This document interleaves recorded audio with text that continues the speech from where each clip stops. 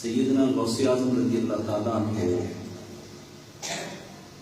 کو اللہ تعالیٰ نے بڑی شان عطا فرمائی،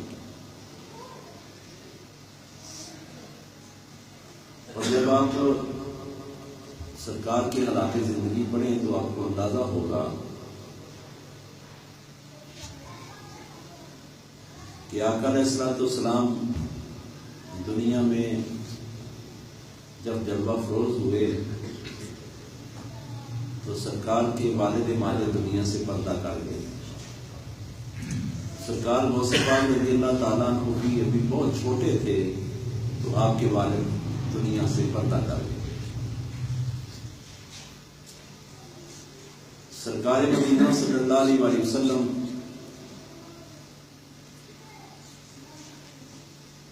کی محبت اور سرکار کی نسبت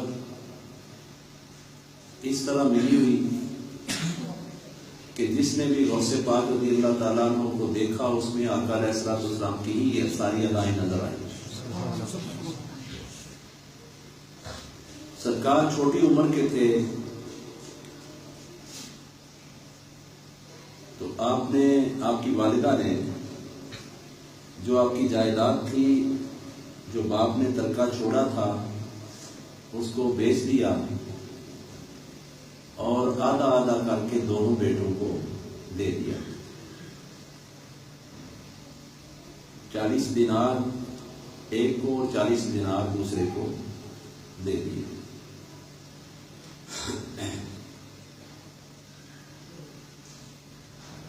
یا 80 دینار آئے، مختلف روایتیں ہیں۔ تو جس کتاب میں میں نے پڑھا ہے وہ ہے 40 دینار۔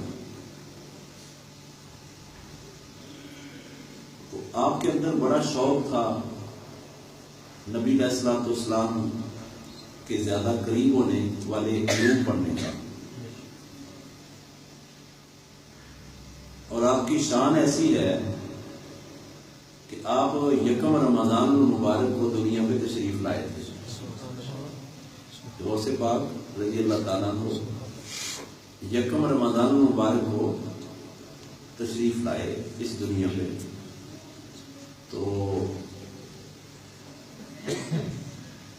جب آپ سحری کے ٹائم تشریف لائے تو آپ نے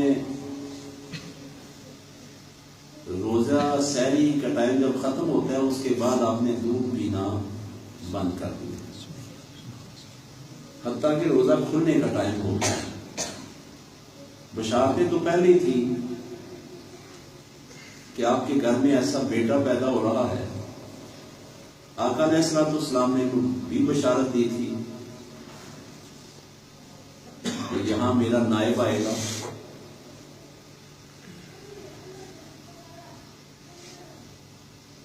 تو آپ نے 30 روزے رکھے۔ پہلے دن کا بچہ کتنا ہوتا ہے؟ ایسے اللہ کے ولی جو پہلے دن تشریف لائے تو پہلا روزہ اور روزہ پورا رکھا، بڑی شان والے۔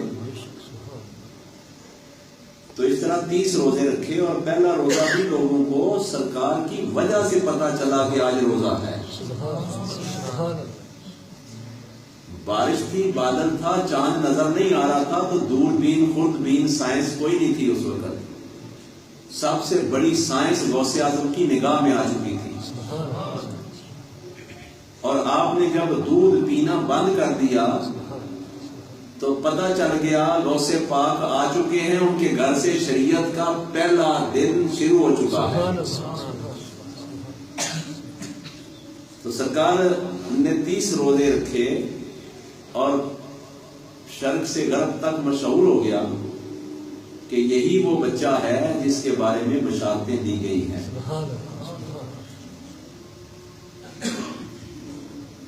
تو آپ جب بڑے ہوئے، والد نہیں تھے، تو آپ نے عرض کیا اپنی ماں سے کہ ماں میں علم حاصل کرنا چاہتا ہوں، فقہ کا، شریعت کا، دین کا، آقا علیہ الصلوۃ والسلام کے قریب ہونے کا۔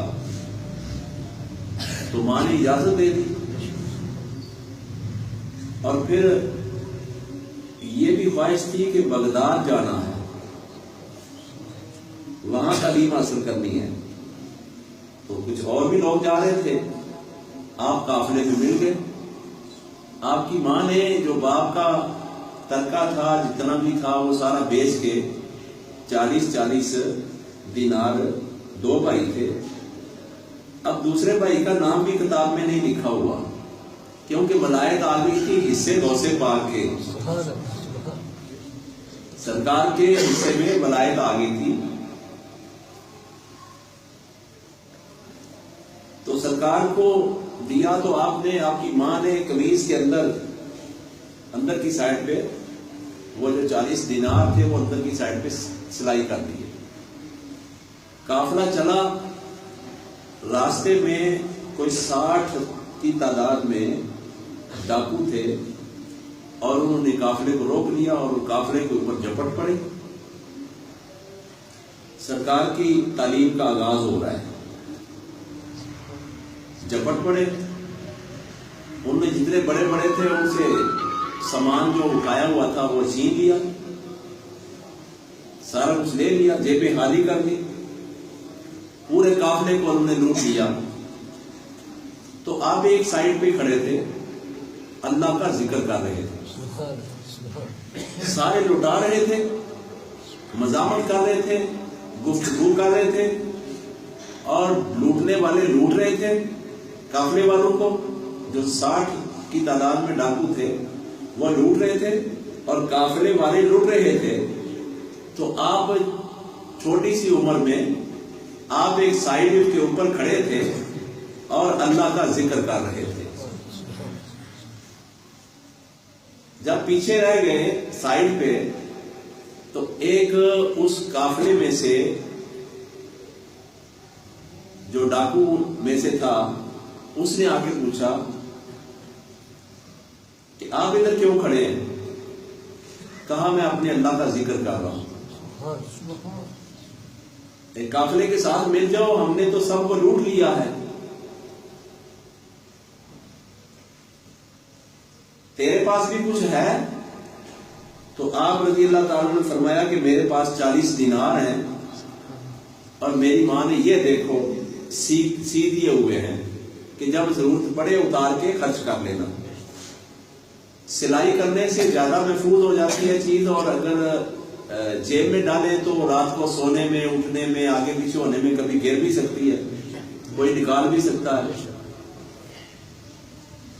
لیکن وہ جو ڈاکو کے قافلے کے تھے ان کو بڑا تعجب ہوا، وہ اپنے سردار کے پاس سرکار غوث پاک رضی اللہ تعالیٰ عنہ کو لے گئے، تو سارے قافلے والے خوف زدہ سے، سارے پریشان تھے، رو رہے تھے، لیکن سید عبد القادر جیلانی رحمۃ اللہ علیہ کے چہرے کے اوپر شادمانی تھی اور خوشی تھی، اور کوئی خوف نہیں تھا، کوئی خطرہ نہیں تھا، کوئی پریشانی نہیں تھی۔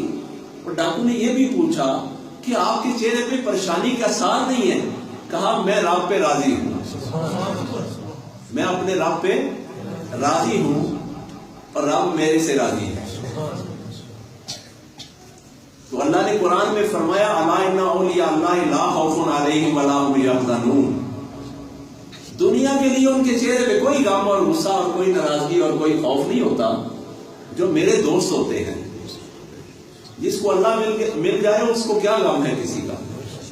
ہم تو چھوٹی چھوٹی دنیا کے غم میں پھیر رہے ہیں اور پریشان ہیں۔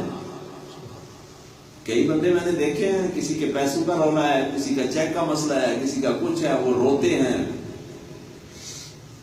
کوئی حال ہی نہیں ہے، کیا بیان کریں ان کا، بہت بری حالت دیکھی ہے میں نے۔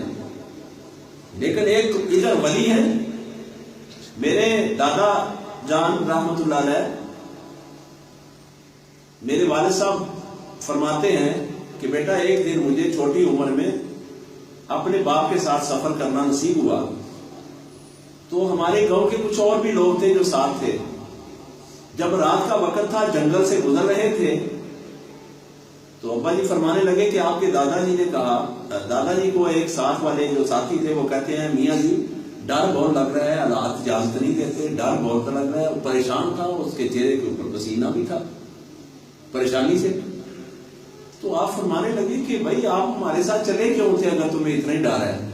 اب رہ جاتے گھر میں، اور ایسا کر جو تیرے پاس ڈر والی چیز ہے وہ پھینک دے. مقصد یہ تھا جو تیرے پاس کوئی سونا ہے، چاندی ہے یا پیسے ہیں، اس کو پھینک دے جنگل میں تاکہ تیرا ڈر تو ختم ہو. ان لوگوں کے اندر توکل ہوتا تھا، اور بڑے بڑے زہریلے جانور ان کی حفاظت کیا کرتے تھے کیونکہ ان کے اوپر اللہ تبارک و تعالیٰ کا نور برستا تھا. تو غوث پاک رضی اللہ تعالیٰ کو پوچھتے ہیں کہ آپ کے چہرے پہ خوف نہیں ہے، پریشان نہیں ہے، آپ دکھی نہیں ہے، سب کو لوٹا ہے، مارا ہے. کہا میں اپنے رب کے ساتھ راضی ہوں اور میں اپنے رب سے گفتگو کر رہا ہوں، اللہ کا ذکر کر رہا ہوں، اللہ کی یاد میں ہوں. تو وہ جب سردار کے پاس لے گئے تو سردار نے پوچھا کہ بھائی آپ کے پاس بتا رہے ہیں پیسے ہیں، 40 دینار ہیں. جب قمیض کو اس نے اکھیڑا، ٹانکے کھولے تو قمیض میں سے دیکھا کہ 40 دینار برآمد ہو گئے. تو سردار حیران ہوا اور اس نے، سرکار فرماتے ہیں، مجھ سے کہا کہ بیٹا آپ راز رکھ لیتے، آپ پردہ ڈال دیتے، آپ خاموشی اختیار کر لیتے. آپ نے بانگے دو بار بتا دیا ہے کہ میرے پاس 40 دینار ہے، اور یہ بھی بتایا کہ یہ دیکھ لو میرے پاس سلے ہوئے اندر. اور واقعی انہوں نے اتار کے گنے اور 40 دینار تھے. تو قافلے کا سردار، جو ڈاکو کا سردار تھا، وہ کہنے لگا کہ آپ خاموش ہو جاتے، آپ راز رکھ لیتے، آپ پردہ ڈال دیتے، تو آپ بچے تھے، آپ کو ہم نے کیا کہنا تھا. تو آپ فرماتے ہیں اے سردار، میری والدہ نے سفر پر نکلتے وقت مجھے نصیحت کی تھی کہ بیٹا راستے میں حالات جیسے بھی ہوں تم نے سچ کا دامن نہیں چھوڑنا. سچ کا دامن نہیں چھوڑنا. ہم بیٹھے کہیں اور ہوتے ہیں، فون آ جاتا ہے تو ہم کہتے ہیں جی ہم فلاں جگہ پہ ہیں. ہم کوئی کام کر رہے ہوتے ہیں تو الٹ بتا دیتے ہیں، اور ہم کسی سے لین دین کرنا ہوتا ہے تو ہم اس کے ساتھ جھوٹ بول دیتے ہیں. ہم اس قدر گئے گزرے زمانے میں اس قدر برباد ہو چکے ہیں کہ ہمیں اپنے رب کی فکر ہی نہیں رہی، ہمیں اپنے رب کا خوف ہی نہیں رہا، اور سنی سنائی بات پہ ہم عمل کر لیتے ہیں، تحقیق بھی نہیں کرتے. کسی نے آ کے ہمارے کان بھرے اور کہا کہ تیرا فلاں سامان چور لے گیا، ہم چور کے پیچھے بھاگنے شروع ہو گئے. جب کئی دنوں کے بعد گھر کی خبر لی تو پتا چلا کہ ہمارا گھر تو بالکل شاد و آباد ہے. وقت برباد کر رہے ہم اور فضول گفتگو میں وقت گزارتے ہیں. سرکار غوث پاک رضی اللہ تعالیٰ عنہ خاموش نہیں تھے، اللہ کا ذکر کر رہے تھے. اور فرمایا کہ میری ماں نے سفر پہ نکلتے وقت نصیحت کی تھی کہ بیٹا حالات جیسے بھی ہوں تم نے جھوٹ نہیں بولنا. جب مجھ سے پوچھا گیا میرے پاس کیا ہے تو میں نے تو سچ سچ بتانا تھا کہ میرے پاس کیا ہے. آپ فرماتے ہیں میری بات سن کر اس سردار کی آنکھوں میں آنسو جاری ہو گئے اور اس نے ایک آہ بھرتے ہوئے کہا تم نے اپنی والدہ کے عہد کو نہیں توڑنا پسند کیا.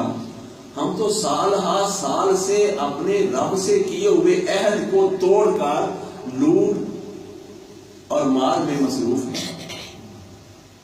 ہم کیا کر رہے ہیں؟ یہ کہہ کر وہ سردار غوث پاک رضی اللہ تعالیٰ فرماتے ہیں کہ وہ سردار میرے قدموں میں گر پڑا. وہ اس علاقے کا چوروں کا ڈاکو کا سردار تھا.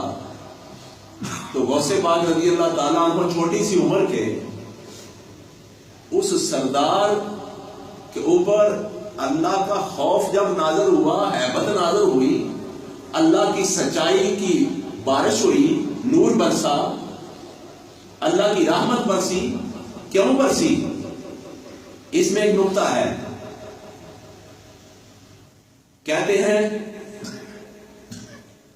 دیا جب جل جائے تو اس کے ساتھ دوسرا دیا لگائیں تو اس میں بھی تپش جاتی ہے اور روشنی جاتی ہے، اور اس کے اندر جو تیل ہوتا ہے وہ کھینچ لیتا ہے آگ کو اور وہ بھی جلا دیتا ہے، روشنی کر دیتا ہے.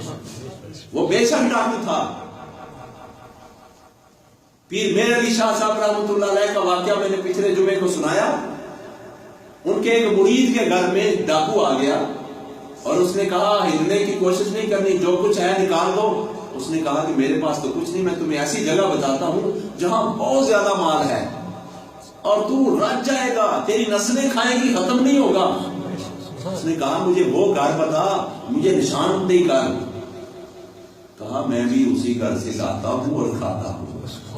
اس نے سمجھا یہ بھی ایسا ہی ہے، مجھے بھی گھر بتا دے میں بھی چلا جاؤں. جب پیر میر علی شاہ صاحب رحمۃ اللہ علیہ کے گھر کے قریب پہنچا تو وہ دیکھتا ہے کہ اس کا دل تھک تھک کر رہا ہے اور ایسے لگتا ہے جیسے اللہ کا ذکر کر رہا ہے، اور اس کے اوپر ایک اللہ کا خوف اور ہیبت آئی ہوئی، اور اللہ نے ساتھ ہی قریب جانے لگا. جو جا رہا ہے نور برستا جا رہا ہے، اور ابھی دروازہ کھٹکھٹایا ہے، اندر سے آواز آئی کہ آپ کون ہیں؟ کہا جی مجھے تو خود سمجھ نہیں آ رہی کہ میں کون ہوں. کہا جیسے بھی ہو اندر آ جاؤ، میرے علی کے گھر میں بہت خزانے ہیں، تجھے ایسا خزانہ تمہارا جو محمد مصطفیٰ کے سینے سے آیا ہے تیرے سینے میں ڈال دوں گا. اور اسی وقت ولی اللہ بنا کے اس چور کو خزانے دے کے واپس بھیج دیا.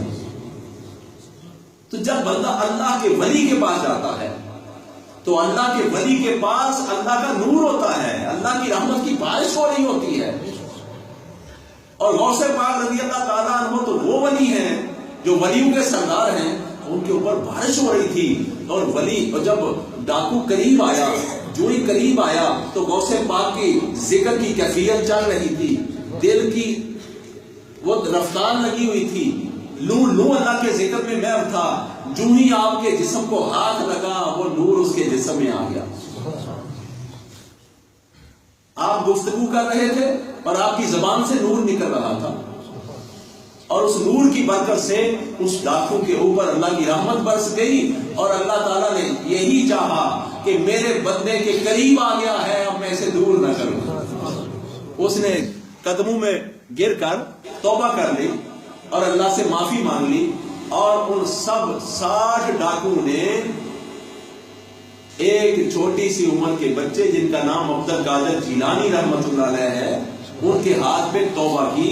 اور آپ نے پہلے سفر میں پہلی دفعہ بہترین مسلمانوں کو نہیں نوازا، بلکہ جو مسلمانی سے گر چکے تھے ان کو سینے سے لگا کے، ابھی بیعت ہونا تھا، ابھی خلافتیں ملنی تھی، ابھی علوم و فنون حاصل کرنے تھے، ابھی خزانے حاصل کرنے تھے.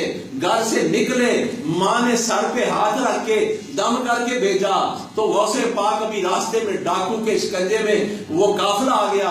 تو غوث پاک نے صرف ڈاکو کے شکنجے سے اپنے قافلے کو ہی نہیں بچایا، بلکہ ان ڈاکو کو بھی بچا کے جنت والا بنا دیا، ان کو بچا کے جنت والا بنا دیا.